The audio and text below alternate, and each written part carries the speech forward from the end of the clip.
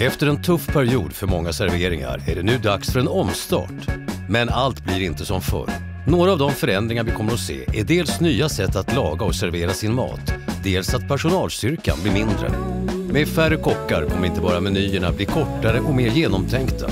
Man behöver göra hela verksamheten effektivare utan att försumma gästen.